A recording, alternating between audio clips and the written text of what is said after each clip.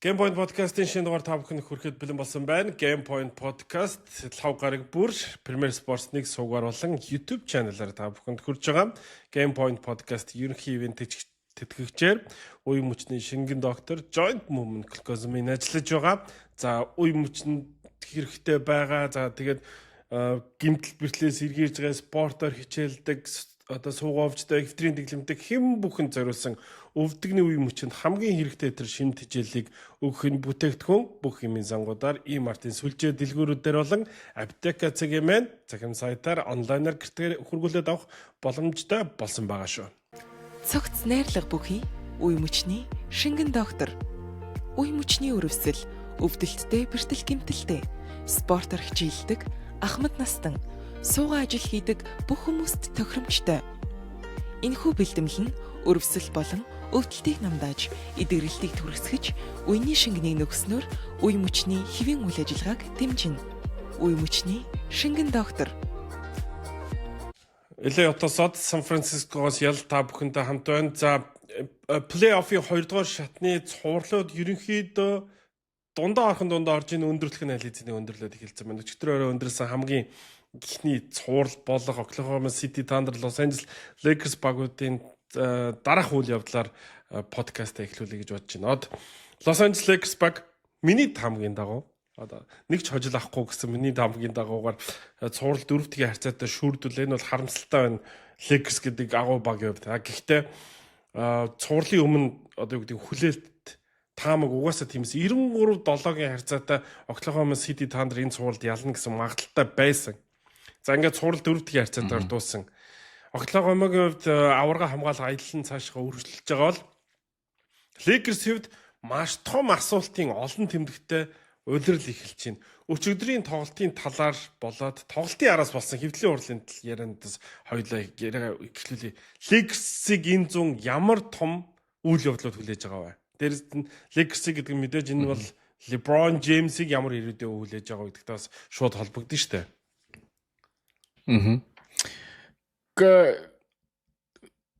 Юу хийх нь ямар өөрчлөлт хийх ёстой сая ингээд OKC-тэй тоглосон тоглолт харуулчлаа шүү дээ. Ер нь хэмжижлээ шүү. Ер нь бид нар Los Angeles Lakers гэдэг баг хэр хол аврагын төвшний багаас хэр хол зайтай байгаа гэдгийг саяны цуврал ингээд харуулчлаа тий. Тэгэхээр 100 юу их ёстой вэ? 100 юу их ёстой гэвэл бид нар энэ жил жингээ ярьсан зарим нь ингээд хэрүүлийн сэдв болсон хамгаалт гэдэг зүйлийг авчрах ёстой.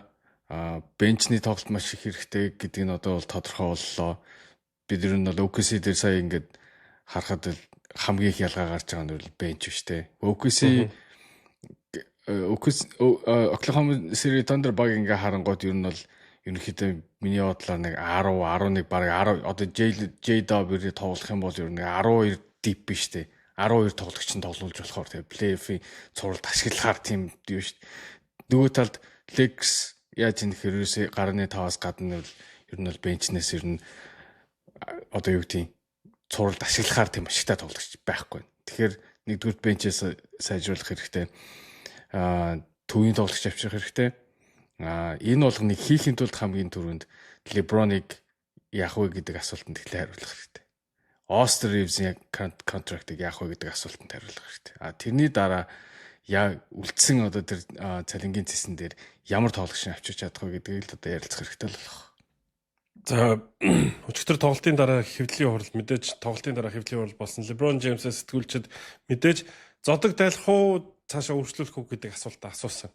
LeBron дахиад өмнө хэлсэнчлэн яг одоогоор намайг ирээдүйд юу хүлээж байгааг мэдэхгүй байна. Гэр бүлтэйгээ ярилцсан, охинтойгоо ярилцсан, эхнэртэйгээ ярилцж шийднэ гэж хэлж байгаа. Гэхдээ өмнөх жилүүдээс ялгаатай нь LeBron James-ийн улирал, LeBron James-ийн сагсан бөмбөгийн дээд түвшин буюу NBA-д тоглож исэн 22 жилийн хугацаанд LeBron хизээж одоо нэрээ дараа жил яах юм бол гэдэг нөхцөл байдалтайгаар улирлыг дуусгаж байгаагүй. LeBron ирхэн байсан, LeBron хаашаа явах өөрөө шийдсэн, LeBron гэргээ цуцлах байсан, шинэ гэрээ их эсвэл одоо байгаа гэрэндээ тоглох уу гэдэг шийдсэн.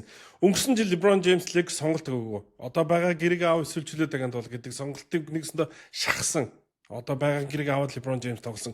Одоо анх удаага LeBron James өөрийн бус хүслээр чөлөө тагент болоод зуныг эхлүүлэх гэж байна. LeBron Lakers-ийн өмсгөлтөд сүүлийн тоглолтоо хийсэн үү? Эсвэл энэ LeBron James-ийн агуу сагсан бөмбөгийн замналынх нь сүүлийн тоглолт байсан уу? God энэ бол LeBron-ы өөрийнх нь хийх ёстой сонголт шүү дээ.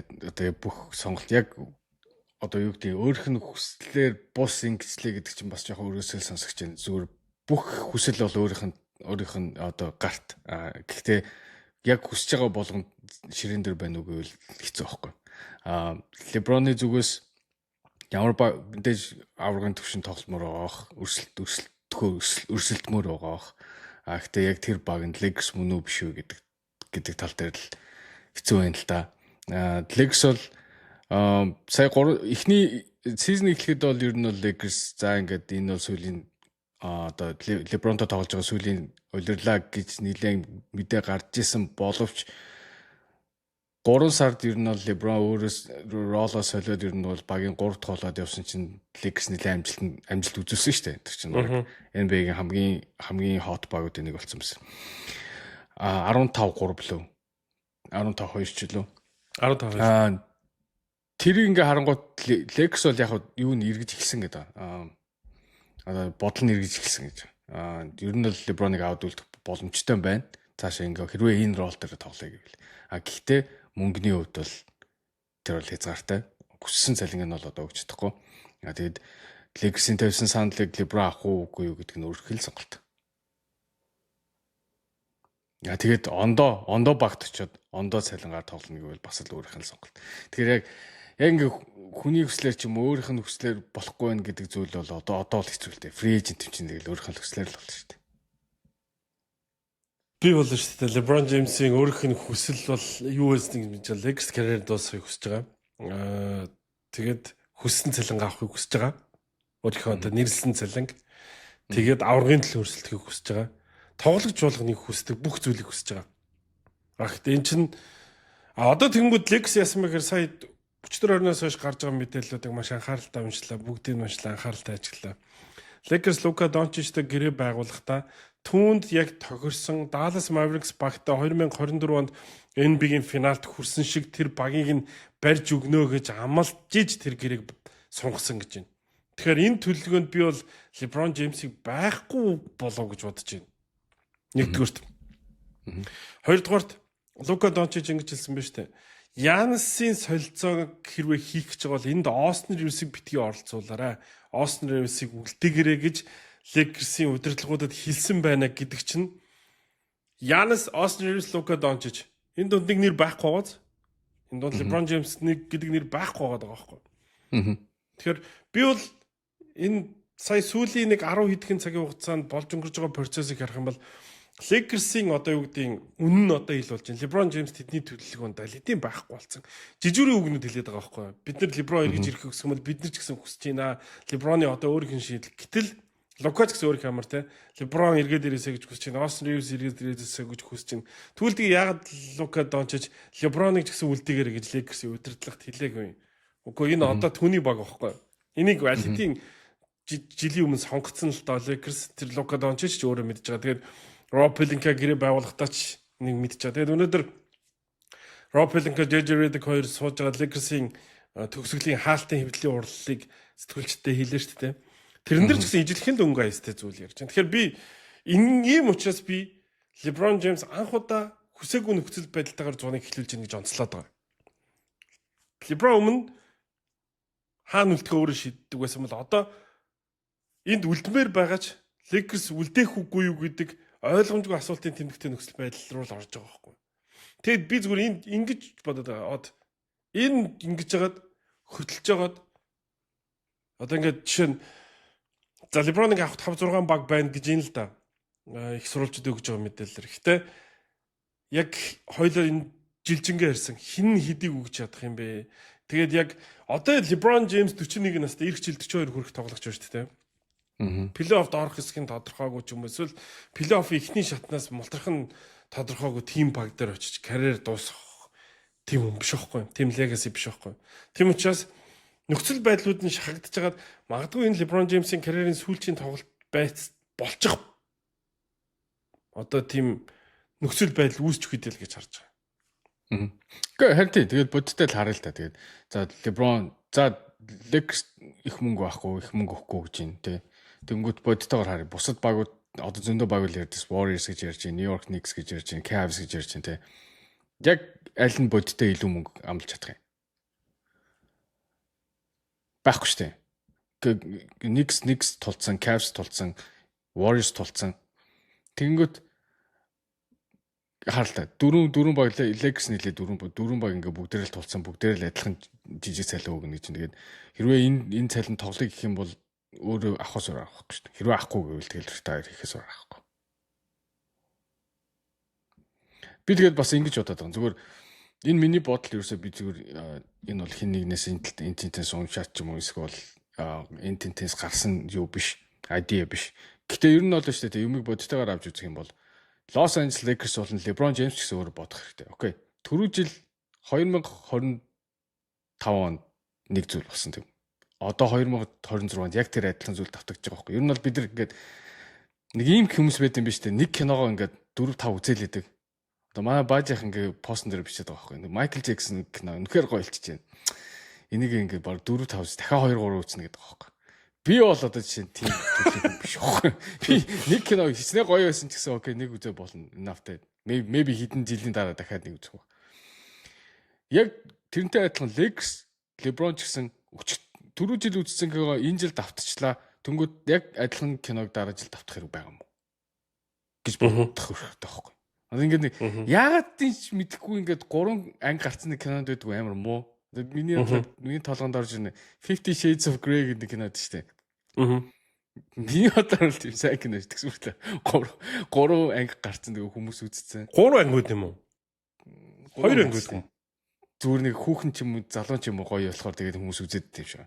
Яг тэрнтэй адилхан зүгээр нэг Luka Doncic, LeBron James гэсэн том нэр ингээл хараад байдаг. Гэхдээ яг ингээд продактын хувьд, бүтээгдэхүүний хувьд яг ийм муу бүтээгдэхүүн байх юм бол ягаад тэрийг заавал давтах хэрэгтэй гэдэг асуулт гарч ирэхгүй. Тэрийг өөртөөс Lakers асуух хэрэгтэй, LeBron ч асуух хэрэгтэй. Тэгээ угаасаа энд одоо ингээ хардаа 15 жилийн өмнө ч юм уу, 20 жилийн өмнө ч юм уу баг яаж бүрддгүйсэн бэ? Ерөөсөө 2 юм уу 3 одоо тэгээ том нэрнүүд, том тоглогч нар авчаад бусдын тэрнээр тойруулаад болцдог байсан байхгүй. Тэ? Dynamic duo, Big 3, тэ? Тиймхүү болцдог байсан супер тим ч юм. Одоо тийм байх боломжгүй гэдгийг OKC харуулж байна. San Antonio Spurs харуулж. Одоо энэ дээр байгаа багууд бүгдээр харуулж штэ. Айгу valuable тэ үн цэнтэй тэгээ жижиг гэрэнүүтэй айгу олон тоглогч байж энэ төвшин тоглох юм байна гэдгийг одоо харуулж штэ. Тэгэхээр яг одоо тэр 15 жилийн өмнө хоцрогдсон тэр системийг одоо Lakers ашиглах хэрэгтэй юм гэж бодох хэрэгтэй байхгүй. Тэгээд миний бодлоор бол яг бүх юм тэр одоо Lakers LeBron үлдэх option байгаа, үлдэхгүй ч option байгаа. Тэгээд тэр бүргийг ингээ бодтойгоор навж үзээд ирэх жилийн одоо биш ирэх хэдэн жилийнхаа юг сайн тодорхойлох хэрэгтэй болж байна. Одоо эн чи яг нэг дээшээ явах уу, доошоо явах уу гэдэг нэг заагийн дээр ирсэн юм шиг санагдаж. Cap space хоосон болчлоо. Ирээдүй чинь одоо байна. Luka Doncic дээр тойруулж бэлтэнэ гэж байгаа. Тэгээд тэрэн дээр зөв шийдвэр ирэхгүй бол дахиад ирэх 5 жил тэгэл гацсан гэсэн үг шүү дээ. Тэгэхээр энэ зун бол маш чухал зун. Тэгээд чиний хэлсэн зүйлүүдээс яг нэг зүйл үнэхээр анхааруулж байна. Oklahoma City Thunder баг энэ баг задрах болоогүй. Ягаад гэвэл драфтын эрхүүд нь ундраг байгаад байгаа учраас одоо байгаа бүрэлдэхүүнээ хадгалж үлдээл байна. Хэн нэг нь уудаад явъя гэхгүй бол үлдээл байна. Хоёрт San Antonio Spurs баг плей-офф эхний жилээ орж иж тэд ямар ирээдүг энэ лигт авчирж байгаа вэ гэдгээ аимшигтайгаар харуулж байна. San Antonio Spurs Oklahoma City Thunder хоёулаа өрнөд бисэн баг. Anthony Edwards 25 юу лээ? Edwards 24-тэй тий.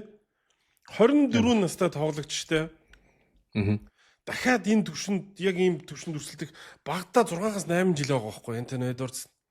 Тэгэхээр энэ бүхнийг тооцоолж иж нэрээ ингээд одоо бага энэ багтаа өрсөлдөн гэж барихгүй бол үнэхээр чиний хэлдгээр эн чинь өрнөд бүс ийм айхтар байхад үнэхээр л боломжгүй. Тэгэхээр би бол хувьдаа Lakers алидийн сонголтоо хийсэн болов уу гэж байна. Гэтэ энэ тэгээд нөгөө талаар харамсалтай нь хоёр талд хоёулаа ялагч байх нөхцөл байдал альва зүйл дээр айгу ховор байдаг. Тийм учраас энэ Lakers-ийн гаргасан шийдвэр гаргачаад байгаа энэ шийдвэр LeBron James жоохон хүндэтгэлгүй л санагдаж байгаа болов уу гэж би хувьдаа бодоод энэ дээр ч тэгээд нөгөө LeBron-ы фэнүүд уурлаад угаасаа Ализийн ингээд Lakers ингээд мохоогоор хараад эхэлсэн байгаа шүү дээ. Тэгээд тэр бол би бас бурууч гэж юусоо бодохгүй байгаа. Угаасаа LeBron-ы уншдаг ном нь хамгийн дуртай ном нь Godfather гэж нэг юм дээр ярьсан байдаг шүү дээ. Хэрвээ үнэхээр тийм бол LeBron өөрөө ойлгож байгаа шүү дээ. It's all about business. Зөвхөн бизнес чинь ажил хэрэг хувийн байхгүй. Тэгэхээр мэдгүй тэрэн дээр бол би нэг юу гэдэг нэг ач холбогдол өгөхөөр төвшөнд гэж бодохгүй байх шүү дээ. Ер нь бол тэртээ ирээдүйд тодорхой болсон. Одоо чи шинэ юм руу явах гэвэл хууч юм хаяхаас байхгүй шүү дээ. Тэг гэртээ шинэ телевизээр бол хуучнаа гаргаж харина шүү дээ. Гэхдээ тийм. Гэхдээ би харин Lex тэр шинэ телевиз авцсан байхгүй. Ер нь тийм. Тэгээд одоо хуучнаа ингээд за чи хэрэггүй болоо гэж годомжид гаргаж тавьчаад байна. Энэ нь хуучин телевизэд нь жоохон respectful биш юм даа л гэж хэлэх гээд. Одоо тэгээд нэрэл амьдрал юм хатуугаас хойш. Яг хөө тэгтээ юу болохыг харчлаа LeBron James өөрийнхөө ирээдүйг шийдэхэд дахиад түнд хангалттай хугацаа байна. Гэр бүлтэйгээ ярилцсан, охинтойгоо ярилцсан. Эхнэр нь бол аль дээрээс хойш пол гээд байгаа. Гэхдээ нөхөр өөрөө одоо хүртэл тоглосоор байгаа. Тэгээд энэ зүүн дахиад ямар шийдвэр гаргах нь бид дахиад хүлээхээс өөр LeBron James-ийн шийдвэрийг гаргах нь өөр хинж гарахгүй.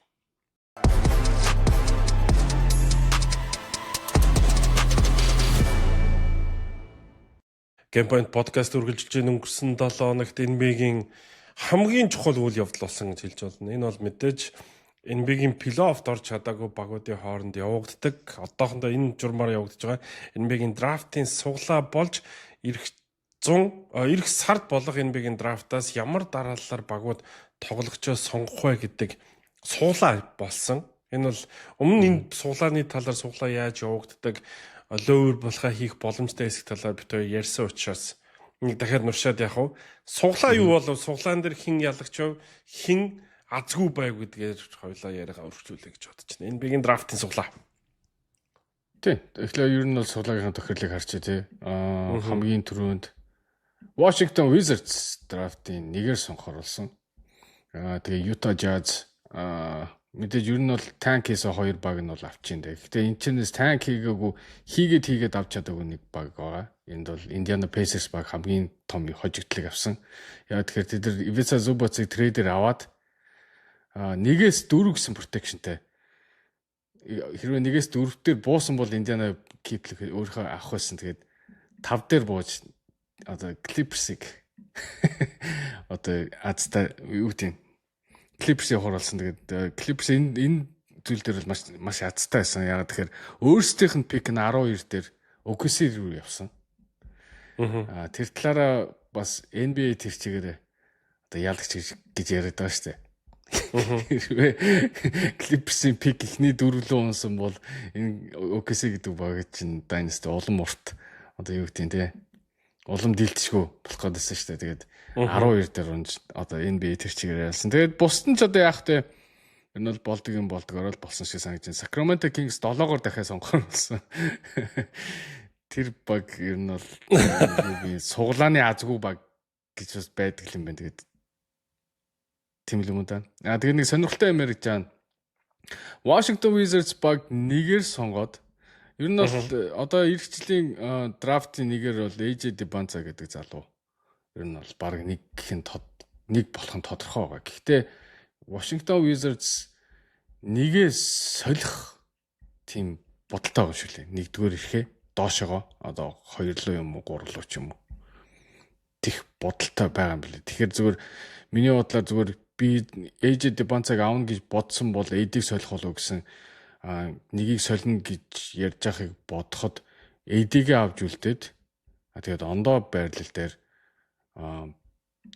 тоглох авч байгаа юм болов уу гэж бодсон доо. Тэгээд нэг сонирхолтой юмыг санаж байна. Түрүү жилийн нэг драфтын юу болоод өнгөрсөн штэ. Нэг драма болоод өнгөрсөн штэ. Utah Jazz руу 3-аар сонгогдлоо. Ace Bailey. 3-аар сонгохдохгүй 6-аар Washington Wizards руу ямаар нь гэж яагаад яалтч Utah Jazz 3-аар сонгоод авсан штэ. 3-аар л би одоо буруу санааг бол. Одоо штэ Wizards штэ. Одоо Utah Jazz чи 2 дээр байгаа штэ. Utah Jazz-тай солилцоо хийгээд одоо 1-2-ыг солиод Тэгээд тэр солилцооныхаа юунд Ace Bailey-г авах тийм төлөвлөгөөтэй байгаа гэсэн харсан. Тэгэхээр Ace Bailey-г аваад тэгээд дээрээс нь одоо юу гэдэг нь Carlos Boozer-ийн хүүхд Boozer те ямар Boozer лээ? Caden Boozer лөө. Тэр Skull Doran Pearson гэх мэт ондоо тоглогч нэмж авах тийм төлөвлөгөөтэй байж магадгүй юм шиг байл. Тэгэхээр AD бол яг тийм нөхцөлд бол AD бол солигдохгүй болов гэж бодож байна. Тэгэхээр нэг ирэхээр 2 сайн драфтын тоглож авах гэдэг юм байна тийм Washington Wizards баг. Тий, ер нь бол ер нь бол тим нүүдэл хийж чадах юм бол ер нь бол сайн байгаа шүү дээ. Тиймхүү зүйлс болдог шүү дээ. Одоо яг ингээд өөрсдийнх нь авах одоо тоглогч нь заавал одоо шаардлагагүй тэгж дээгүүр авах шаардлагагүй. Тэр тэгвэл доор унах гэсэн тохиолдолд. Одоо жишээ нь санаж нь Markel Fultz-ыг Boston нэгээс солиод Jason Tatum-ыг 3-аар авч яасан шүү дээ. Тэр бол яг тэмтэй адилхан түүхэнд хамгийн амар л өөр л да. Тэрнтэй адилхан тим солилцоо болж магадгүй л дээ. Түүл шүү дээ. Washington Wizards баг эрх хөлрөлд Anthony Davis-тэй, Trae Young-тэй тэгээ одоо байгаа залуу сайн тоглогч нар байгаа шүү дээ. Тэднэр дээр нэмээд хэрвээ драфтын 1-р төргийн ирэхээ солих юм бол Ace Bailey тэгээд өөр дахиад нэг сайн залууг авч ирээд Washington Wizards баг шууд ирэхчил плей-оффын баг болох нь. Гэхдээ ер нь ч одоо ч плей-оффын баг л та. Гэтэ бүр илүү дээш явах боломжтой баг бүрдэх боломжтой болчих юм шиг тэнд суглаагаар тийм үү? Тийм, ер нь бол тэгж би бодож. Ер нь энэ сайн нөгөө юугаар free agent гэж бодлоо чинь. Trade deadline-аар хамгийн сайн ажилласан ер нь 2 баг хоёулаа 1-2-оор тодорчлоо шүү. Washington Wizards, Utah Jazz хайгүй их солилцоо 8 хийсэн. Тэд нь тэгээд дээрэс нь ингэж одоо бурхан шагнаж ийн гэхүү те 1-2-оор яаж ийн гэдэг чинь ирээдүйн гоё л болж ах шүү. Боломжтой болж байна. Indiana Pacers-ийн хувьд уг нь өнгөрсөн жил NBA-гийн финалд хүрсэн гэмтэл бэртлээс болоод энэ үлрэл тэгж унчаад тэгээд драфтын суглаан дээр ингэж фэнүүдээс өөжлөхгүй байгаа багийн удирдлагыг агуулдаа л харж байна. Фэнүүдээс өөжлөхгүйсэн байсан шүү дээ. Тэгээд фэнүүдээс өөжлөл гуух хэмжээний үйлдэл үр дүн болсон гэдэг чинь драфт суглаа гэдэг өөрөө ямар чухал вэ гэдгийг энэ үйл явдлаас нөгөө талаар баталж харуулж байгаа юм болов гэж хөвдөө бодсон. Тэгээд Indiana Pacers-ийн хувьд харамсалтай байна. Бүтэн үлрэл унчаа тэгээд тэр драфтын ирэх нь өөрсдөнд нь үлдэхгүй байх гэдэг чинь тэгээд зүү бацтайгаа л үлдэх нь нэг ийм үг байдгүй.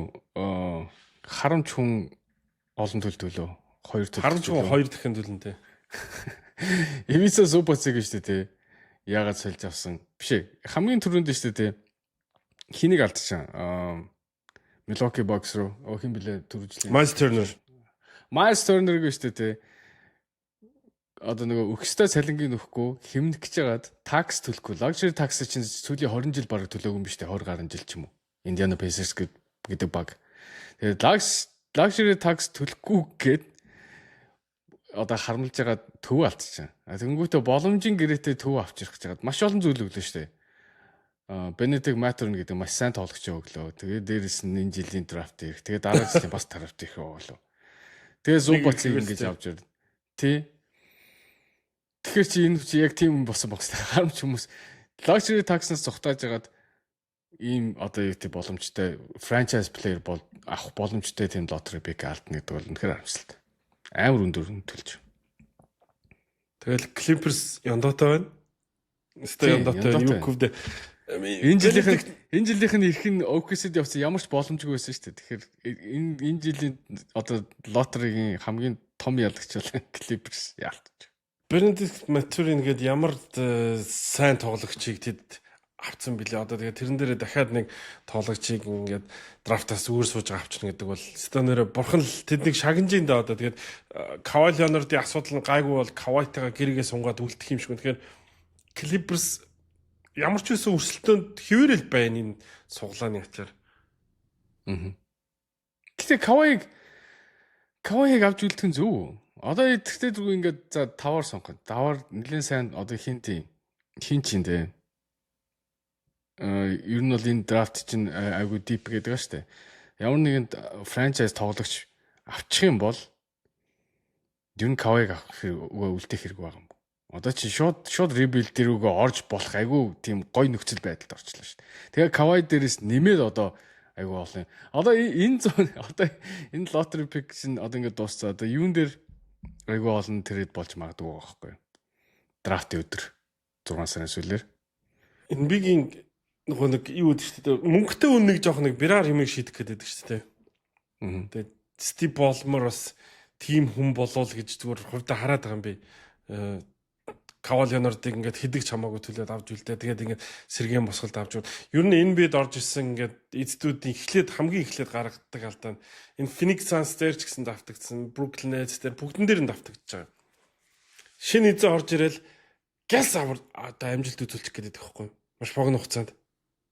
Тэнгүүтээ ингээл мөнгө хамаагүй зараал. Тэгэл за энэ бигийн систем чи өөрөөр ажилт юм байна. Би юу хүснээ авах биш.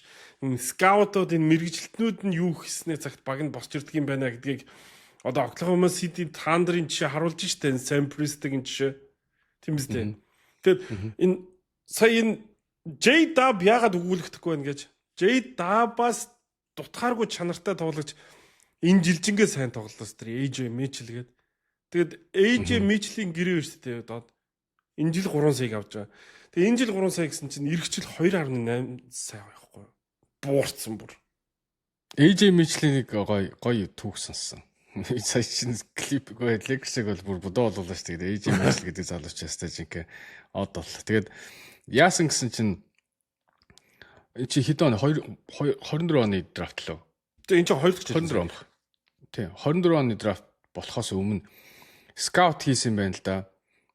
Юу OKC-ийн гадагшаа яваад тэгээд одоо UCSB гэдэг одоо Санта Барбарагийн сургууль байдаг хөөхгүй. Одоо University of California, Калифорнигийн их сургуулийн Санта Барбарагийн одоо салбар. Тэгээд тэдний юун дээр нэг тоглогч тэр гэтээ нэр нь бол тодорхой биш. Нэг тоглогч скаут хийх гэж очсон юм байна. Тэгсэн чинь хажууд нь нэг нөхөр лалаад исэн гинэ. Нэг жижигхэн guard. Гэхдээ ер нь бол тийм айхтар тийм dunk monkey гэж юм тийм flash биш тийм hypeтай биш. Тэгээд энэ баг илүү сонголт юм биш үү гэж яваад тэгээд шал ондоо скаут гэж яваад AJ Mitchell олоод авчирсан юм. Тэгээд 24 онд 38 дахь сонголтоор хойд бас трейд хийж 38-ыг трейд хийж авсан юм байна шүү. Тэр юугаа дэшин трейд хийж. Тэгээ хиний ч юунд юу байгаагүй юм. Хиний ч одоо нөгөө радарт байгаагүй, ямар ч баг сонирхоогүй. Sam Presti хинт хэлсэн гэсэн. Mike Donald-д энд нэг ийм залуу байна. Одоо энэ залуу байна те ийм тоглогч байна гэдгсэн чинь YouTube-ээс хайсан чинь YouTube дээр бичлэг нь олдохгүйсэн гэсэн. Бүр нилээ ухаж нэг ганц хоёр хүн бичдэг болсон. Жинхэнэ битүүмөр байсан юм шин. Тийм жинхэнэ битүүмөр байсан баг. Тэгээд бас нэг юм хэлэхэд байна шүү дээ. Lakers-ийн фэнүүд бол боож өгч. UC Santa Barbara чинь ер нь бол илээ явахгүй юу? Илийн дагуулах тахгүй юу? Тэгээд Lakers-ийн ерөөсөө өөрсдийнхөө хойдлын хашаан дотроосоо тийм тоглогч алдсан гэсэн үг. Тэгээд энэ бол 2 жил дарлаж штэ. 24 он ч мах чинь Dalton Knecht-ыг авлаа.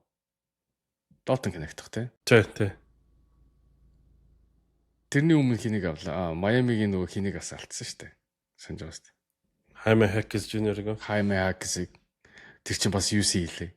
Тэгээд Scouting team сайн байх ямар одоо хэрэгтэй вэ гэдгийг OKC бол үнэхээр харуулж байна. Тэгээд тэгсэн чинь нэг гоё зүгээр Lakers-ийн фэнүүдэд сонирхолтой дэлгэхэд өнөөдөр Rob Pelinka 2 assistant GM хайж байгаа юм байна. Менежер хайж байгаа юм байна. Тэгээд нэг нь болохоор scout-ыг хариуцахын гин, нэг нь болохоор analytic, statistic, одоо стратеги гэдэг юм хариуцах юм байна. Тэгэхээр Lakers-ийн front office улам том болж байгаа. Тэгээд ер нь бол сайн мэдээ. Дахиж ингэж хашаанаас хүн алдахгүй шүү дээ. Энэ нөгөө нэг одоо наад чинь бүгд утгатай болж. Энэ нөгөө нэг Lakers-ийн ирээдүй одоо сайхан боллоо гэж бид ярьсан. Энэ нөгөө нэг Lakers яг баг нь одоо чинь Jenny Bass-ийн гэр бүл яг энэ Lakers-ээр бизнес хийдэг учраас Lakers-ээр амьдралаа одоо авч явдаг учраас нөгөө илүү дутуу юмд ингээ мөнгө зарахгүй байсныг гор нуугаад байгаа байхгүй одоо ингээд хоттой байсан хүүхдүүдийг өөр багуудад алдаад байна гэдэг чинь. Одоо тэгэнгүүт шинэ эзэн гарч ирээд яг энэ Los Angeles Dodgers чи иймэрхүү зүйл дээр илүү их сайн байдаг гэсэн биз дээ. Ингээд нөгөө талбайн гадуурх үйл ажиллагаандаа илүү хөрөнгө хайж чаддаг учраас сайн баг ингэж бүрдүүлж чаддаг. Тэгээ одоо Lakers ч гэсэн одоо нөгөө G League-ийн багаа нүүлгэж байгаа юм байна. Тэгээ G-лигийн багаа нүүлгэж байгаа нь юу гэхээр Lakers-ийн үйл ажиллагааг илүү одоо юу гэдэг том орон зайд явуулах шаардлагаар гэхүү илүү хөгжүүлж байгаа гэхүү ямар ч байсан тийм зүйлийг өнөөдөр Rob Pelinka хэлсэн юм. Тэгээд AJ Mitchell-ийн одоо яагаад ойлгогдчихлаа. Одоо яагаад энэ залуу хинч мэдэхгүйсэн. Яагаад ийм сайн тоглогч ийм хямдхан үнээр Оклахомагийн сэлгээнд сууж исэн гэдгийг энэ жил зүгээр л минут нь олдчихж байгаа учраас ингэж цоорсон байна. Тэрнээс өнгөрсөн жил байсан шүү дээ. Өнгөрсөн жил минут олдоогүй байхгүй. Яг өнгөрсөн жил энэ чинь авраг авдаг жил тэгээд Shea Gilgeous Alexander J-Dub-ийн жил байлаа шүү дээ. Тэгээд одоо энэ жилд J-Dub байхгүй болсон ч хараа уг нь бол AJ Mitchell-д номер 2 болох минут ч эхлэндээ олдог байхгүй. Тэгэхээр шууд номер 2 болоод гардсан байхгүй. Тэгээд яг плей-офф сагсан мөмөгт анхаарлаа хандуулдаг хүмүүс энэ юун залуу гараад ирчихв гэж бодож болох. Энэ залуу удирлын турш ингэж тоглосон байхгүй.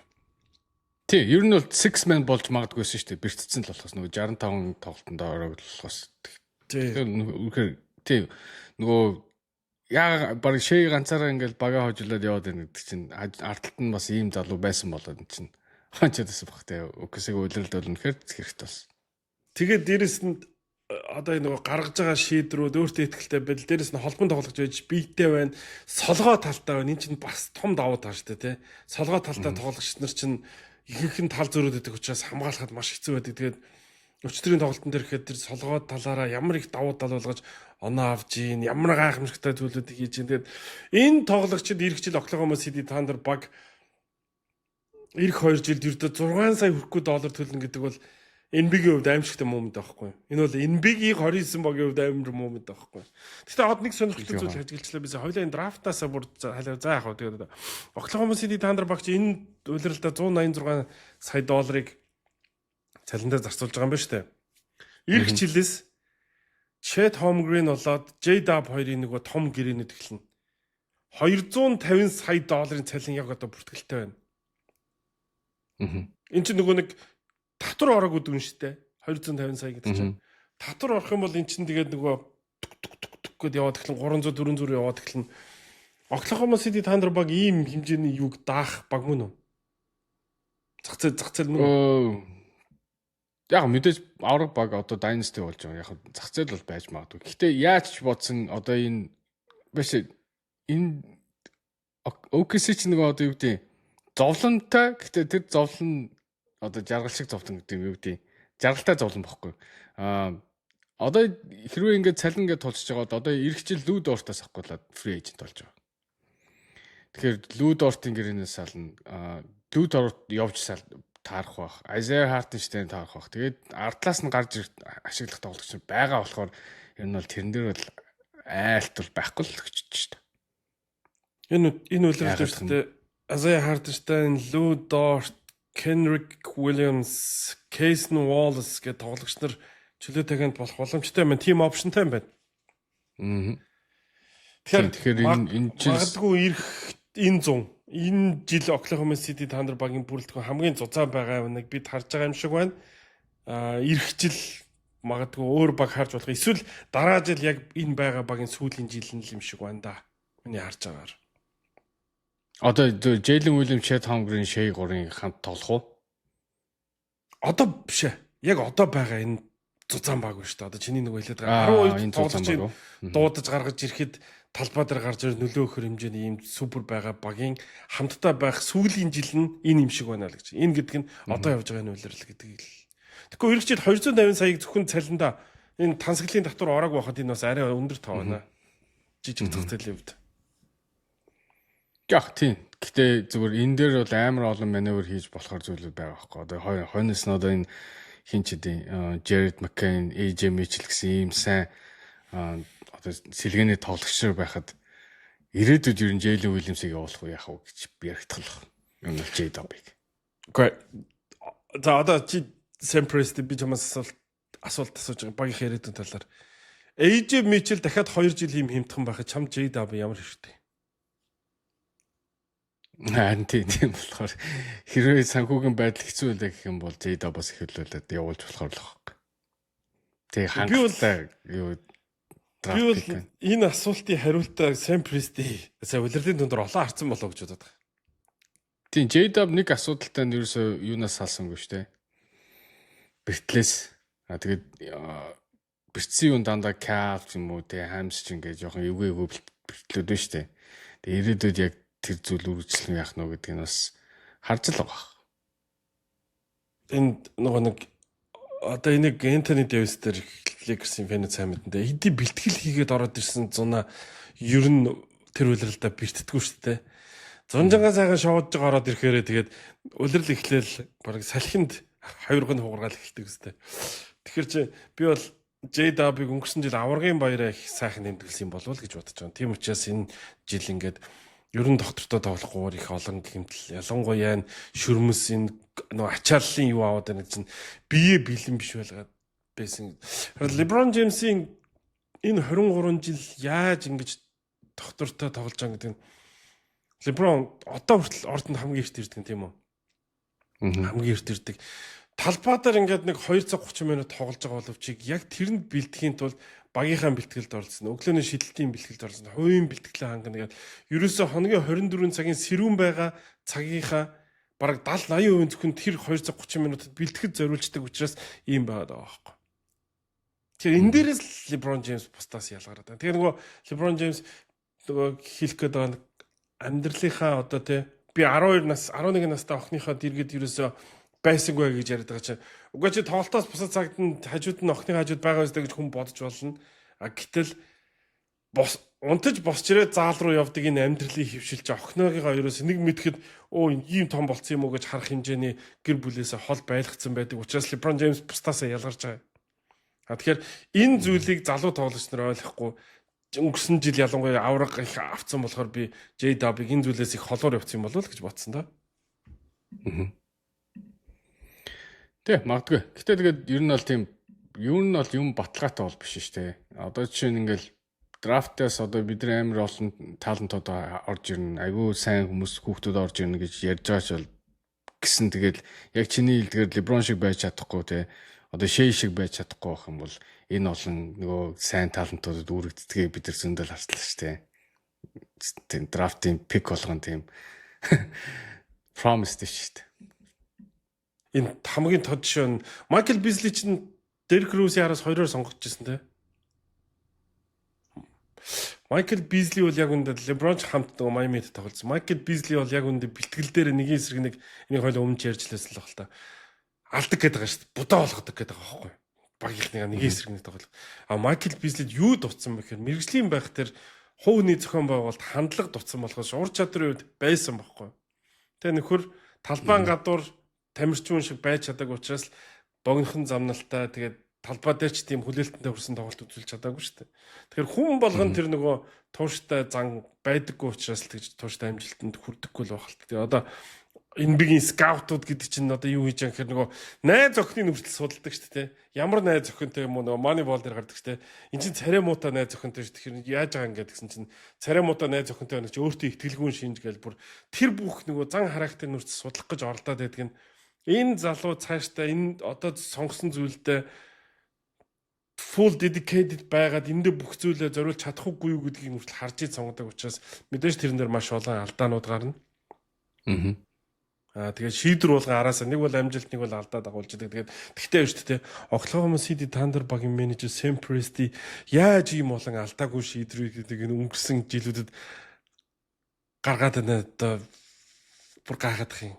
Хүн биш дээ ингэдэг нэ. Би нөгөө тоон дээр нь анхаарч магадгүй хүн өдөрт 17,000 шийдвэр гаргадаг гэлөө. Одоо жишээ нь энэ усыг ингээд би аваад за уухгүйгээр буцаага тавья. Авъя гэдэг чинь нэг шийдвэр тийм үү? Аваад уухгүйгээр буцаага тавья гэдэг чинь ингээд нэг шийдвэр ингээд тоол авах юм шүү дээ. Тэгэхээр Sam Presti-гийн баг энэ 17,000 шийдвэрх нь 16,990 баг зөв байгаад байгаа юм. Тэгж тийм баг нүстэй. Тий. Тэгээд бас сайн багтаа байгаа байхгүй те. Scout баг нь тэгж ийш явж олж ийн гэдэг бол зөвхөн сайн Presti-гаас гадна тэгэхээр бусад багууд ч гэсэн энэ дээр айгүй сайн ажиллах хэрэгтэй шүү дээ. Ялангуяа Lakers. Суралцах багтаа болох хэрэгтэй шүү дээ. Би санаж нөө хоёулаа Warriors Timberwolves хоёрын плей-оффын тоглолттой л үү? Төрөжлөж 2 жилийн өмнө яадаг чинь.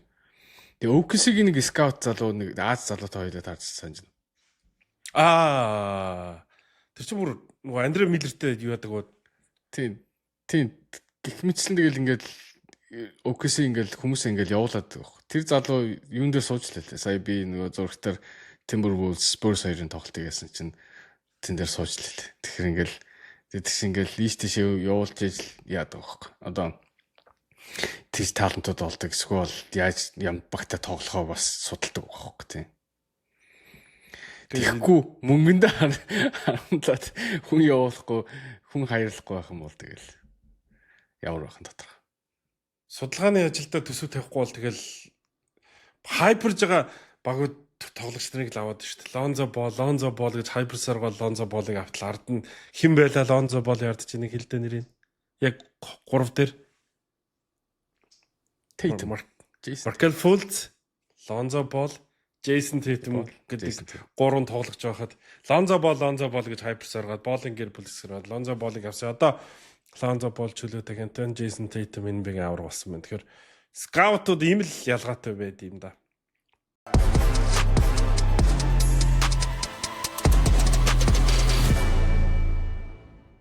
Game Point podcast-ийн ерхий ивент тэтгэгчээр Social Pay ажиллаж байгаа та Social Pay-д найзаа ураад найз чинь урилгыг хүлээн авах юм бол хоёулаа Social Pay-гийн хэрэглэгч болоод Apple Pay, Google Pay өөрсдийн гар утсан дээрээс ашиглах боломжтой болж байгаагаа онцлог байгаа юм шүү. Тэгэхээр Social Pay бүгдээрээ хамтдаа хэрэгэлцгээе. Social Pay-ээр хамтдаа урамшуулал авах найзаа өрөө аянд таныг урьж байна. Social Pay-ийн хэрэглэгч та шинээр найзаа урих бүртээ 5,000 төгрөгийн мөнгөн урамшуулал аваарай. Харин таны урилгаар аппликейшнд амжилттай бүртгүүлсэн найз чинь Social Pay дээрх Virtual Mastercard, Google Pay эсвэл Apple Pay холбоотой 10,000 төгрөгийн урамшуулал авч дэлхийн хаанч хамгийн хэлбэрээр төлбөр тооцоогоо хийж олон төрлийн урамшуулал хөтөлбөрт хамрагдах боломжтой. Social Pay-ээр найзаа урьж, найзтайч гэсэн бэлэг бариарай. Game Point podcast үргэлжилж байна. Баруун эргээр нэгэнт яриа эхэлсэн учраас баруун эрэгт байгаас Golden State Warriors багтай холбоотой маш том мэдээ гарлаа. Учир юу гэвэл тэд өнгөрсөн амралтын өдрөөр багийн ерөнхий дасгалжуулагч Steve Kerr-тэй 2 жилийн гэрээ байгуулсан гэдэг мэдээ байна. Steve Kerr ер нь бол плей-ины тоглолтоос мултраа талбай дээр Stephen Curry, Draymond Green хоёрыг суулгаж байхдаа баг үдэлтэй хийжлээ гэж ярьж исэн. Steve Kerr үлдэхгүй нэ гэж ярьж исэн гисэн хэдий боловч 2 жилийн гэрээгээр үлдлээ. Яагаад 2 жил гэж яагаад 2 жил гэдгээс хол яриагаа эхлэе. Яагаад 2 жил? Надад энэ 2 жил гэдэг үнэхээр сонирхолтой санагдаад байна. 2 жил гэдэг бол айгүй олон зүйл цаагаараа хэлээд байна гэж бодоод байгаа шүү дээ. 2 жил гэдэг нь ер нь бол Stephen Curry гэдэг хүний л хүчлээ болов гэж бодсон би. Stephen Curry дахиад 2 жил тоглох юм байна. Тэгээ Stephen Curry 2 жил тоглохдоо өөр ямар нэгэн одоо системээр өөр одоо коучийн дор тоглолмооргүй байгаа юм байна гэдгийг л хэлээд байгаа шиг санагдаад байгаа. Тэгээд Steve Curry-г 2 жил авч ийнэ гэдэг чинь энэ одоо байгаа баг Stephen Curry-г одоо юу гэдэг юм? Stephen Curry-тэй байгаа цагт одоо rebuild хийгээд цаашаа ингээд шинээр эхэлнэ гэж бол байхгүй юм байна. Одоо игээ байгаа баг дээр нэмээд дахиад нэг 2 жил үцхээр л үзээд алдахаар шийдсэн болов гэж бодож байна. Яг тийм хэлээд байгаа юм шиг санагдаад. Тэгээд Стефийн хүслээр Steve Curry-г авчирсан. Тэгээд Steve Curry яг ямаар байсан өөрөө тэгсэж ядарсан байна, burned out болсон байна. Ер нь бол энэ ажлаас бараг залхацсан юм ярьсан ч гэсэн үлдэж ийн гэхээр нэгдүгээрт Steve-ийг бодсон баг, хоёрдугаарт мөнгөнд дүн нь одоо яг өндөр байсан болол үлдсэн болов гэж бодож байна. Тэгээд Warriors-ийн хувьд бол жинхэнэ нөгөө Godfather offer гэдэг нь шүү дээ. Татгалзахын харахгүй сандал тавиал 2 жил үлдээлээ гэж бодож байна. Гарсан мэдээллүүдийг харах юм бол Steve Curry-г Америкийн спортын хамгийн том одоо компани болох ESPN лоббидсан авчрах гэж. Тэгээд ESPN-ий тавьчихж байгаа санал болохоор жилийн $7.5 сая гэж байгаа. Тэгэхээр тайлбарлагчийн хувьд жилийн $7.5 сая гэдэг чинь бол тасарсан мөнгө байхгүй юу? Гэтэл тэрнээс татгалзаж ийн гэхээр уусаа Steve Kerr одоо шинэ 2 жилийн гэрээ байгуулсан цалингаараа NBA-гийн хамгийн өндөр цалинтай дасгалжуулагч хэвээр үлдэж байгаа гэж байна. Хэвээр үлдэж байгаа гэхээр энэ чинь өнгөрсөн жилийнхээс мэдээж өсөж байгаа шүү дээ. Өнгөрсөн жилийн буюу энэ улирлын цалин өнгөрч буй үеийн энэ улирлын цалин $17.5 сая байсан юм байлээ. Тэгэхээр нэмэхээр чинь баг 20 сая явж байгаа юм. жилийн 20 сая юм. 2 жил 40 сая. Нэгт тэр хоёрт өөр Curry шиг цалин авдаг тохиолжуулагч баг байхгүй те. хэн байгаа? Эрик Spoelstra. Spoelstra л баг. Тий. Spoelstra чинь нөгөө яга Miami Heat чинь юу байгаагүй юу? Эхнэрийнхээс салах шүүх хурал нь болоод дуусаад шийдвэр гасны маргааш нь Curry-г байгуулдаг юу? Өмнө давхарчаад Тэр ставигүй. Очоод. Сонирхолтой. Мас. Гэхдээ тэр бол ойлгомжтой л байсан шүү дээ. Яг бол гэрний нөгөө нэг шүүх хурлаас өмнө зурчих юм бол дундын өмчүүл тий. Дундын гэрээ болчих учраас гэр бүлийн гэрээ орлого болчих учраас 50% авах байсан. Тэгээд тиймэрхүү хэмжээний юм бол байх л бах одоо нэгэн салж байгаа гэр бүл төр одоо яалтай байлаа. Тэгэд 2 жилийн гэрээ гэдэг за би тэгж бодсоохгүй. За окей 2 жил гэдэг нь угаасаа яг Стефийн хугацаатай тааруулчлаа. Окей. Тэрнээс би ингээд нэг бол сунгаж байгаа дасгалжуулагч тэр 4-5 жил тийм үү те эсвэл шууд ингээд халдаг өөрөө болдог юм байхад 2 жил гэдэг надад сонирхолтой санагдсан. Тэгээ ингэхийн тулд яасан бэ гэхээр Golden State Warriors багийн ерөнхий менежер Майк Данлеви, багийн эзэн Joe Lacob бид нар Стив Керртэй 3-7 хоног дараалж уулзсан. Өдрөл дуусаад нэг 7 хоног, хоёр дахь 7 хоног дээрээ цаашид ямар философиор явах, багаа яаж нэр бүрдүүлэх, яах их талаар яриад 3 дахь 7 хоногийн уулзалтан дээр яг мөнгөн дөнгөөл ирсэн гэж байгаа. Тэгээд за ингээд ийм байна гэд Стив Керриг авч. Тэгэхээр Стив Керриг үлдээхийн тулд 3-7 хоног уулзж ийн гэхээр нэлээ их зүйл ярилцсан болж таарад байна. Нэлээ их зүйл ярилцахаас өөр аргагүй. Яг гэх юм бол Golden State Warriors багийн их тоглогчид энэ зүүн чөлөөд агент болж байгаа байхгүй юу? Гэрээтэй Стеф байна, Батлер байна, Draymond Green байна, Moses Moody байна. Уучлаарай Moses Moody энэ ирэх хөлөөр тоглохгүй шүү дээ. Тэгээд Will Richard гэдэг тоглогч байна. Бусд нь бүгд чөлөөд агент болох боломжтой болж байгаа. Гисантсаа. Ханти одоо би бас Стив Керриг бас үлдээдэг бас нэг шалтгаан би ингэж утсан. Одоо Golden State Warriors айгүй олон нэр холбогдоод байгаа тоглогч нар байгаа шүү дээ. Одоо жишээ нь Giannis байна. Kawhi Leonard гэж сүүлийн үед ярьж байна. LeBron James байна. Тэнгүүд айгүй олон том нэр нэг дор орох гэдэг шүү дээ. Stephen Curry одоо тэрнээс гадна хин ирдэ тийм. Тэнгүүд тэр олон том нэрнүүд тэр олон ийг зүгээр нэг шин дасгалжуулагч ирээ зохицуулж чадахгүй байна. Тэгэхээр Стив Curry-г авч үлдчихэж тэгээд нөгөө шин тоглогчийг зохион байгуулж тоглоно гэсэн бодолтой болов гэж бодож ш. Тэгээд ямар ч байсан солилцоо хийх юм байна гэж би бодсон. Ер нь бол тэгжил одоо найрч авч үлдсэн баг. Одоо солилцоонд хий орох уу гэвэл Jimmy Butler л орох лөө. Одоо Jimmy Butler-аас өөр солих одоо том гэрээ байхгүй штэ.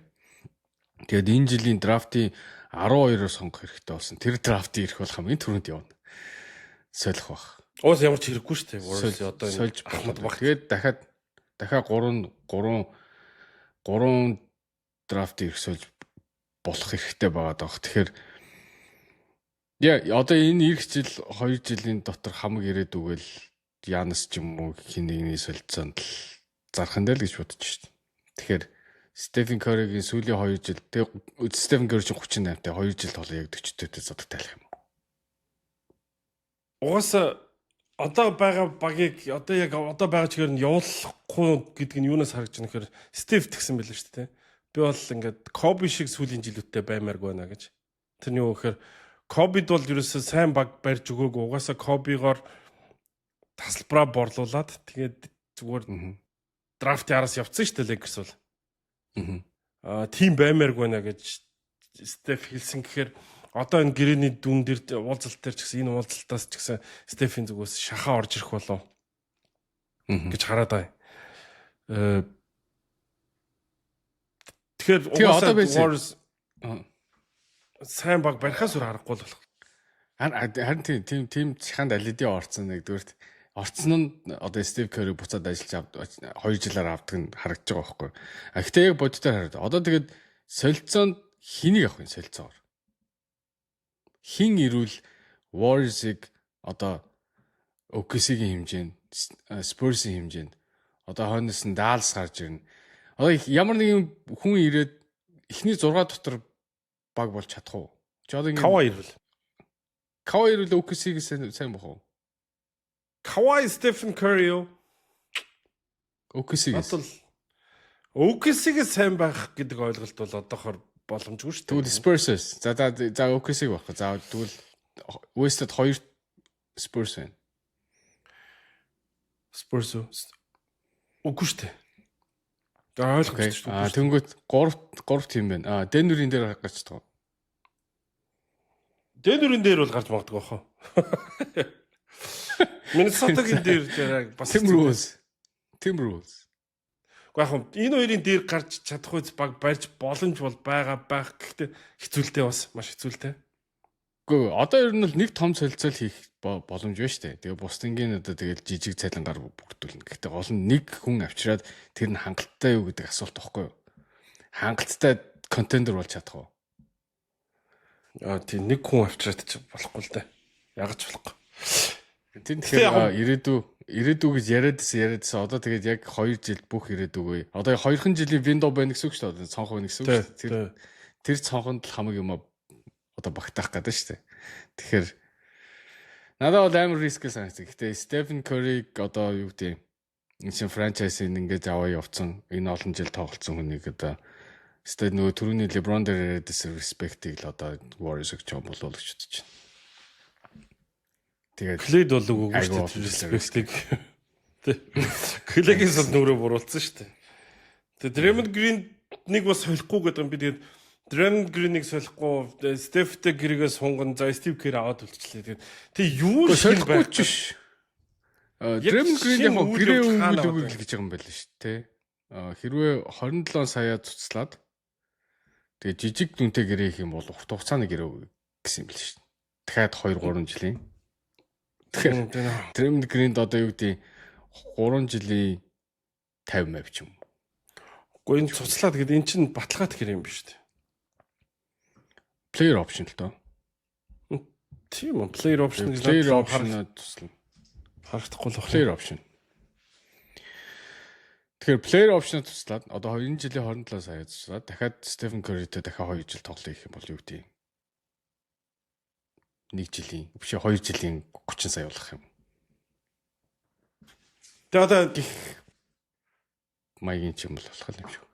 тэгээд сая яг ярьлаа шүү дээ. Тэгж цалингийн зай гарах гэдэг шүү дээ. OKC, San Antonio Spurs, Denver, Minnesota, за одоо ингээ Lakers сайн байгуулна гэж одоо тооцоолоод байгаа шүү дээ. Houston Rockets, Mavericks гарч ирнэ. Тэгэхээр Янасын энэ өрнөд рүү ирэхгүй гэдэг байгаа нь ойлгомжтой байхгүй. Өрнөд бүс рүү ирэхгүй гэд янз янз юм яриад байгаа шүү дээ тэр чинь. Дорнод бүстэл хамаагүй амархан финал руу гарч ирэх гээд байгаа шүү дээ.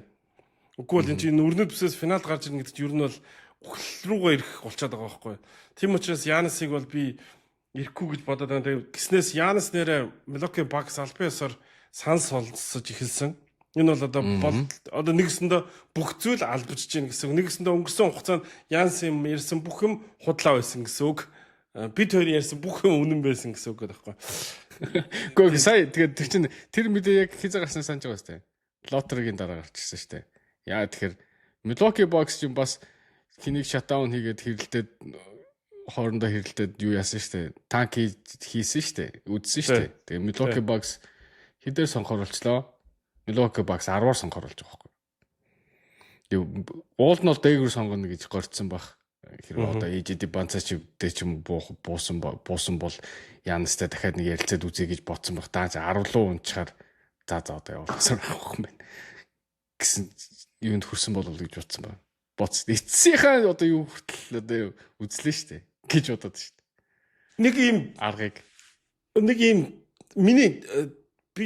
миний санаалд одоо энэ Boston Celtics сая нөгөө Boston Celtics ингэсэн шүү дээ нөгөө Нью-Йорк Philly-тэй 7 тоглолт хийгээд 7 тоглолтын дээр хожигдсон чинь нөгөө Philly Нью-Йоркт 4-2 нь хулчлаа шүү дээ машин дуулчлаа шүү дээ. Тэгэхээр эн чинь юу вэ гэхээр Boston арай гэж тэнцвэсэн баг нь өөр нэг багтай юу ч биш байна гэхээр Boston ямар муу байсны матч ап дээр айгу муу байсны илэрлэл юм болов гэж угаасаа Boston-гийн удирдлагч тэгж харсан баг. Тэгээд хоёул өмнөх дугаар дээр ярьжсэн энэ Jaylen Brown, Jason Tatum хоёрыг салгын малгыг хэрвээ чамд биш үү одоо чи Milwaukee Bucks-ийн менежер би Boston Celtics-ийн Brad Stevens байж би чамд хоёулаа юуг тулыг гэвэл яах вэ? Jaylen Brown, Giannis Antetokounmpo хоёрыг Jaylen Brown Antetokounmpo. Тэгээ би Milwaukee-гийн GM те. Би бол Jaylen Brown миний хувьд бол сонирм биш. Why? Jaylen Brown сонирм биш. Гөө. Jaylen Brown-тай одоо тэгээд ямар ч одоо Milwaukee Bucks ямар ч аасадгүй байгаа шүү дээ. Үгүй чи Jaylen Brown-тай Jaylen Brown бүтэн жил багаж чирээ аваа явуулчлаа шүү дээ. Гөө ханти Янс ч гэсэн чирэх боломжтой шүү дээ. Гэхдээ ганцаараа барахгүй л байгаа шүү дээ. Гөө вэчтэй. Одоо Milwaukee Bucks дээ шүү дээ. Rebuild хийж байгаа баг юу хэрэгтэй? Од тоглох хэрэггүй шүү дээ. Тэдэд аасад хэрэгтэй байхгүй. Одоо цуглуулж бол хамгийн олон одоо юу гэдэг draft pick-үүд хэрэгтэй байхгүй. Яг ингээ Boston Celtics-ээс авъя гэх юм бол draft pick байхгүй. Яг 27 оныхан байгаа. Хотлоо ирж байгаа юм байна. 27, 30, 28, 31 яа. Тэгэхээр Boston Celtics-ийн хамаг draft ирэхийг л хүсэх юм байна. Тэгэх юм бол Jaylen Brown яа. Цалин тэнцүүлж шүү дээ. Тэгээд Jaylen Brown-ыг дахиад солино. Чи Sam Presti яаж OKC-г ийм болсоо санаж байгаа юм тест. Westbrook-ыг солиод, Paul George-ыг солиод, гол нь тэд зөрүүлээд од тоглогч авсан үгүй шүү дээ. Ганцхан Shea Gilgeous-Alexander тэр бол од болох үгүй нь мэддэхгүйсэн шүү дээ тухайд бол. Тийм бас бараг гол явуулж байгаа шүү дээ. Тэнгүүд одоо Milwaukee Bucks-ийн хэмжээнд Янсаар тийм од болох магадгүй гэхдээ залуу тоглогч. Одоо дөнгөж юунаас орж ирж байгаа тоглогч. Тинт. Jaylen Brown шиг тийм том нэр авчираад тэгээд дахиад ганцаарнгийн тоглох юм бол Jaylen Brown өөрөө хаяа явчих штэ. Тэгэхээр Янсаар солиод. Харин одоо болцтой зөв яг Boston-тэй солилцоо их юм бол Jaylen Brown-ыг авъя. Тэгтээ бүх драфт хэрэгтэй. Тэгээд Jaylen Brown-ыг дахиад солих хэрэгтэй. Тэр хаггүй за би тэр дахиад цаашаа зарахыг чинь хүлэн зөвшөөрж байна. Гэхдээ шүү дээ. Чамд одоо яг үндэ өөр Jaylen Brown шиг ийм тоглогчийг санал болгох өөр баг энэ би байхгүй шин. Харин тийм. Тэгэхээр аавна. Jaylen Brown-ыг. Jaylen Brown-ыг цаашаа ганцаар ирэх болгоно, 5 ирэх болгоно тэр бол чиний асуудал байхгүй. Харин тийм. Тэр бол харин тийм. Milwaukee-ийн хувьд бол амар хамгийн том одоо юу гэдэг авчвал хамгийн том үнэ шүү дээ.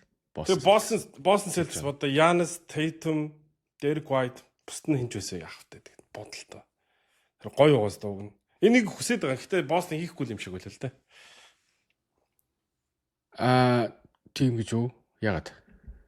Би дөнгөж сая хоёлоо подкаст бичиж явах хооронд нэг мэдээ шинээр гарсан баггүй. Тэсэн чинь Boston Giannis яраас явахгүй л гэж. Тийм. Тэгэхээр нөгөө юугаа одоо харин одоо энэ шинэ одоо cap-ийн одоо юу чинь одоо ингээд эффект харуулж эхэлж байгаа байхгүй. Second April-ний одоо хуулиуд чинь багууд ерөөсөө ингэж том дүнтэй гэрээ авахыг хүсэхгүй. Наасаас нь хөдлөхийг хүсэхгүй. Тэгэхээр Янсын трейд бол болохын хувьд бол болох байх гэхдээ айгу нэлээд л яриутай л болох болов уу гэж бодож. Янс яг хүсэж байгаа газар бол би очиж чадахгүй болов уу гэж боддог шүү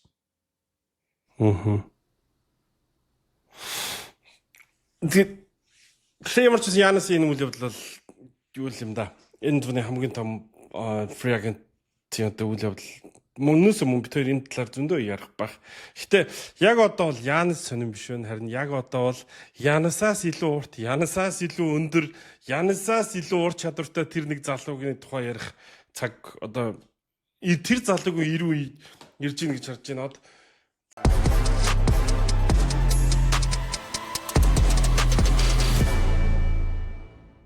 Victor Wembanyama чи энэ дэр яг зүгээр өөрхөн шууд ихний төрсөн бодлоо л хэлээр зав. Victor Wembanyama 5 дахь тоглолтод торгуулах ёстой байсан уу үгүй юу? Торгуулах ёстой байсан. Торгуулах ёстой. Яагаад торгуулаагүй вэ?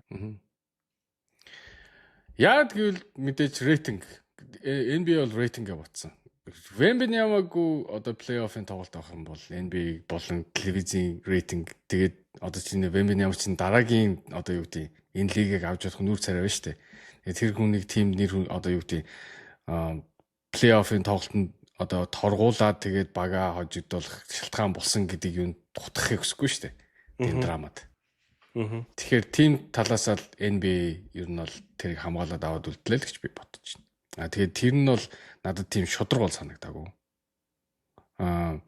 Энэ биш үү би зүгээр энэ бол миний хувийн бодол. Яг магадгүй NBA бол тэр тал дээр зүг бах. Одоо одуудаа те Одоо чинь спорт гэсэн entertainment гэдэг байгаа шүү дээ тий.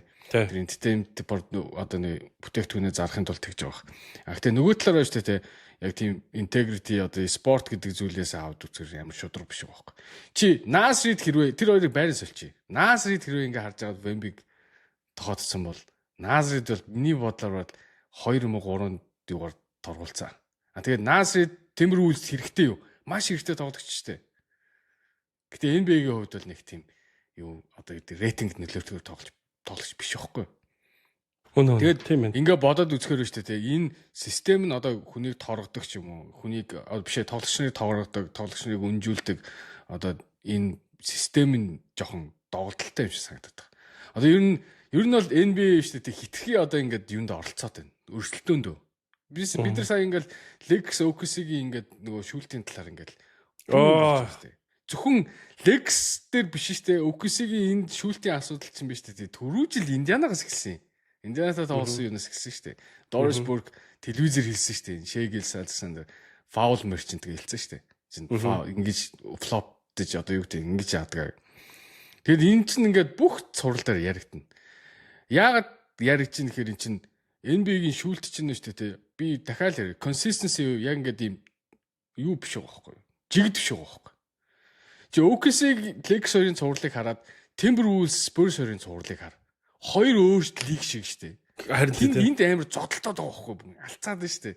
Тэнгүүд энд OKC Lex хоёр баг ингээд хажуугаараа зөрөгтэй ингээд алдаа гэдэг. Энэ чинь хоёр нэг лиг, бүр нэг конференс, нэг плей-офф байж ингээд хоёр ондоо юм яваад байгаа. Тэгэхээр би энэ шүүлт болон одоо энэ дөрмийн асуудал дээр NBA эргээд харахгүй бол ер нь жоохон хитрхи нөгөө entertainment-тэй бодоод шудраг биш болоод байгаа юм шиг л санагдсан.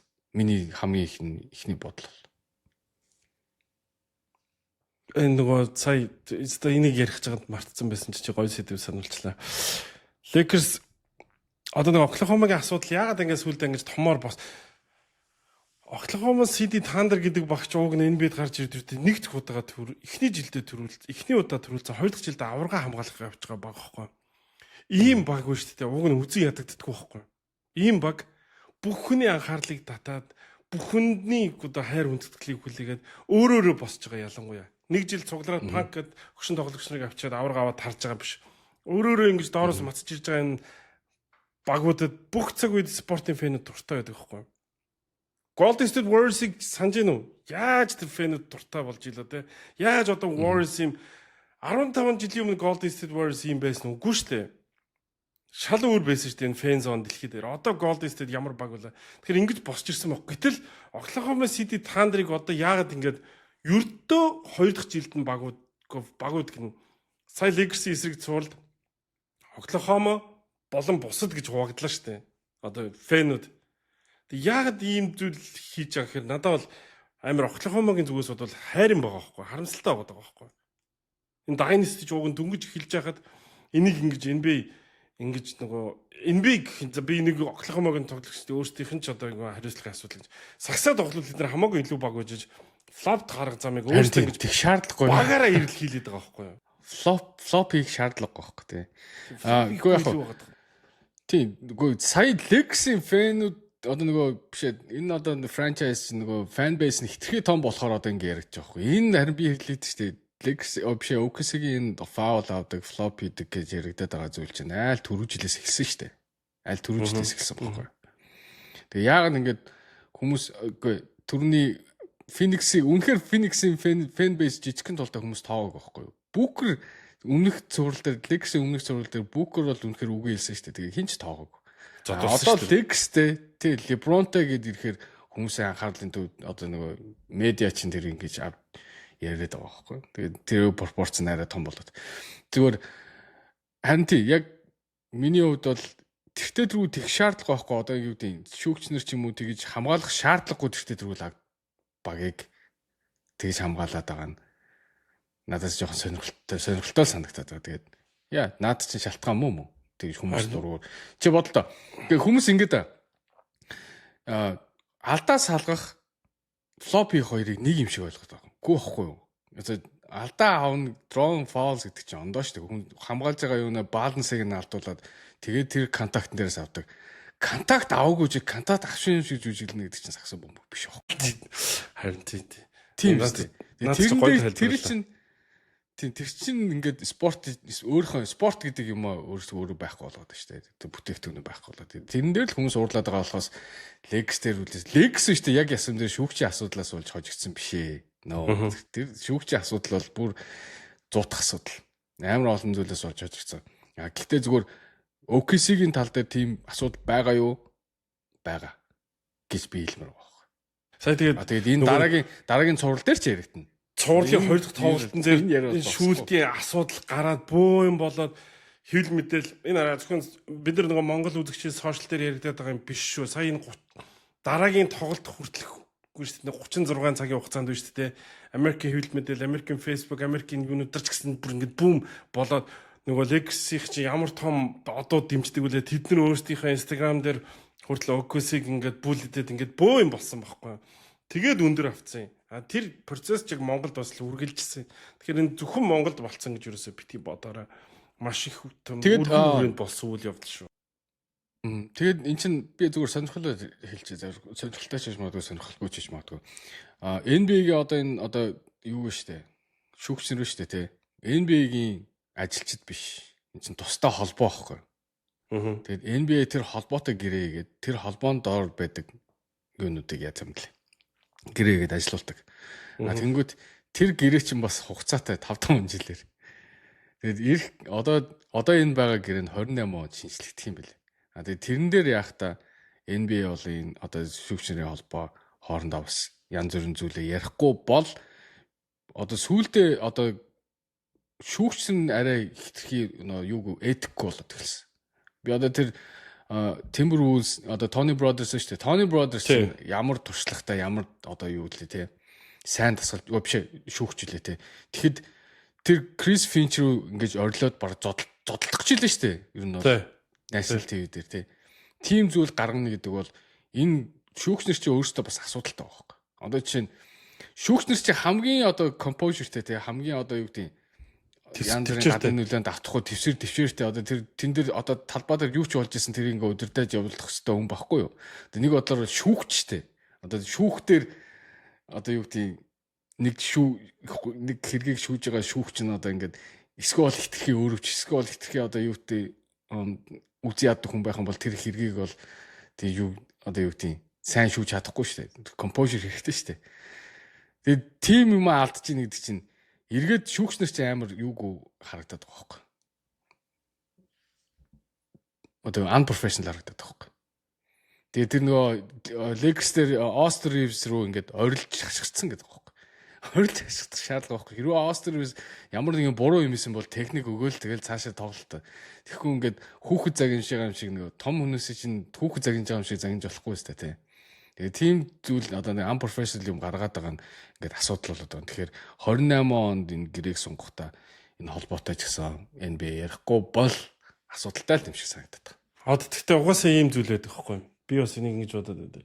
Манай Монголын лиг дээр ч гэсэн би өнгөрсөн жилийн зөндөл ажиллаж ирсэн зүйл л дээ. Шүүгчнэр угаасаа тоглогч нарт ялвартай ханддаг.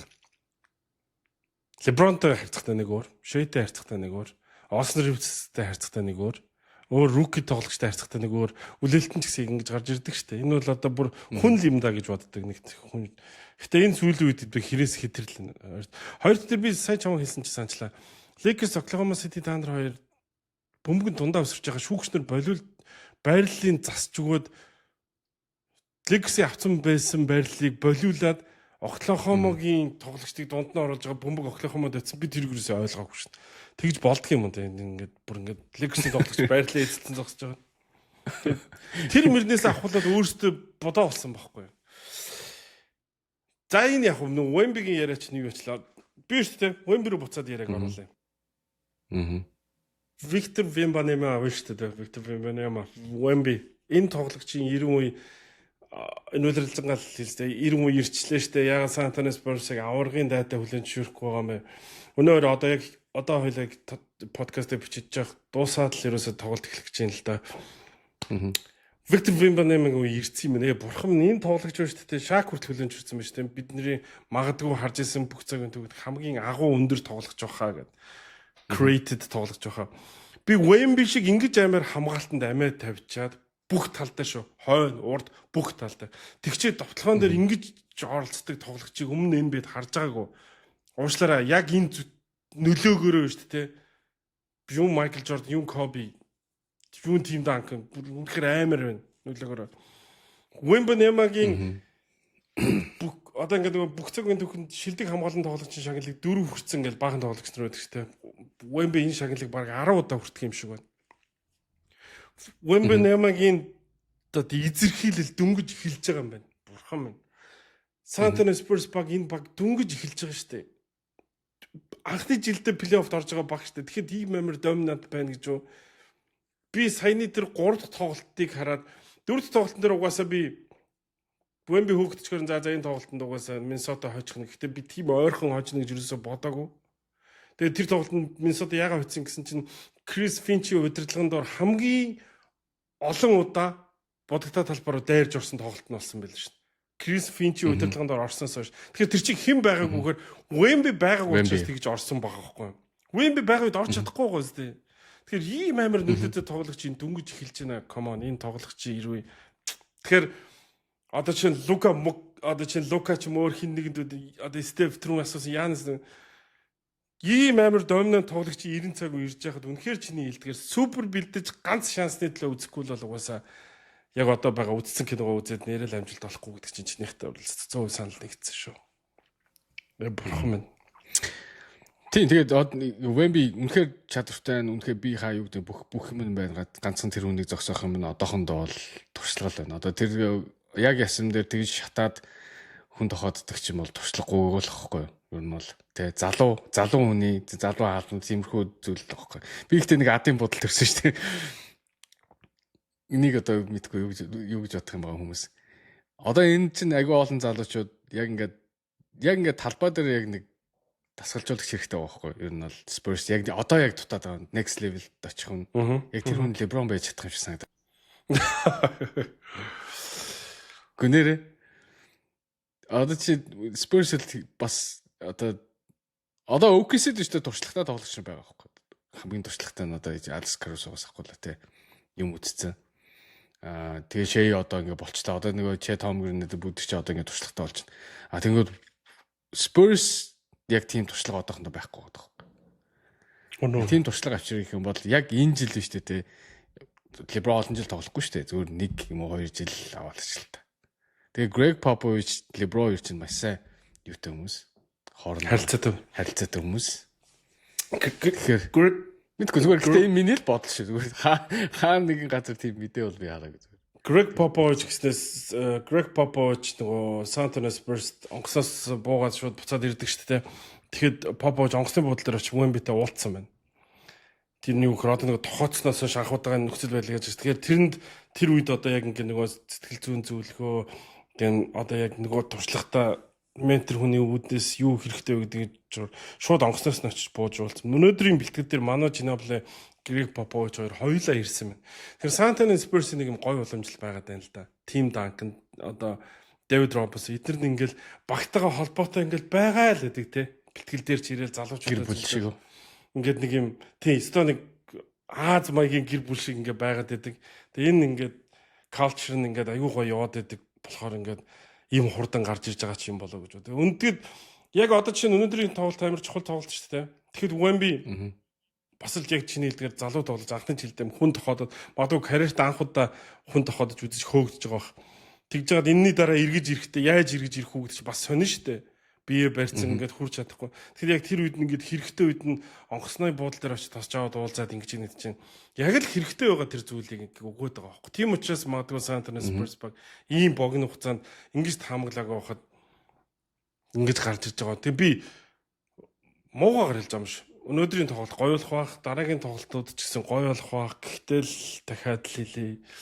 Би хурдан л OKC Spurs-ийн цуурлыг үзмээр байгаа даа. Яа одоо өндөрлөлт энэ чинь бүр тасархаа байгаа даа шүү дээ. Одоо OKC яг 8 тиг явж байгаа. Энэ яг энэ чигээрээ байх уугүй юу? Spurs эсрэг яах вэ? Тийм шүү дээ. Timberwolves бас тийм муу баг биш байгаа даа шүү дээ. Anthony өдөр их тусам сайжраад байгаа шүү дээ. Тэр Hyper extended шүү дээ. knee буюу өвдөг буруу тишгээ нуурсан юм тоглогч ингэж орж ирээд ингэж тоглож ийн гэдэг. Дээрэс нь шүү дээ. Руди Гоберыг одоо дахиж хийзээс тэгж ярихгүй. Руди Гоберийн тэр нэг 4-1-р тойргийн ирэх хүрэх гэсэн бол лөөр биш. Руди Гобер байгаа учраас өнөөдөр хүртэл Minnesota Timberwolves баг өрнөд бүсийн юм топ баг нь. Бид нар жил болгон дутан үлддэг. Жил болгон энэ баг 2 дугаар шатнд гарч ирээд бүсийн аваргын төлөө гарч ирээд хамгийн шилдэг өрсөлдөөнийг үзүүлээд гэтэл би хэлсэн шүү дээ. Антони Эдвардс 25 ч хүрээг байгаа. Энэ залуугийн ирүү эхэлж байгаа байхгүй. Jade Martinez ямар гоё тоглож. Тэгээд гоо Minnesota Timberwolves San Antonio Spurs аль нь ч утсан эрэхтэй байхгүй. Аль нь ч утсан бүсийн финал тоглох эрэхтэй. Тэр хин нэг заавал ингэхгүй. Зүгээр яг фэн сагсан бөмбөгийн фэний хувьд зүгээр тим зүйлэх хүсээд байгаа юм. Тэгээ OKC-д хамгийн одоо том одоо чаленж гэвэл Spurs л юм байна л тээ. Spurs угсаа нөгөө Тэр утгаараа 3-0 тцсэн мэт тий. Улиралт. Тэр утгаар л хүсээд байгаа байхгүй. Тий. Одоо би нөгөө OKC-гийн одоо нөгөө яг энэ саяны тоглогч нар чинь ингээд амар нөгөө 8 тэг гэдэг чинь амар үр дүн байл шүү дээ. Яг тийм Spurs эсрэг тэр байж чадахгүй юу гэдэг нэгт хармаар байна. Хоёулаа уг нь цаг нэлээ явчлаа. Тэгээд уг нь Филигийн талаар ярих гэж бодож ирсэн. Тэгээд Филигийн талаарх яриа дараагийн 7 хоногт үлдээхээр хууччих гадаг товчгоо ярьчих. Philadelphia 76 баг одоо яг яах хэвтэй вэ? 4 тэгэхээр шүрдүүллээ бурхан минь бүү үзэг. Бага бүх тоглогчтод тоглосон. Аха.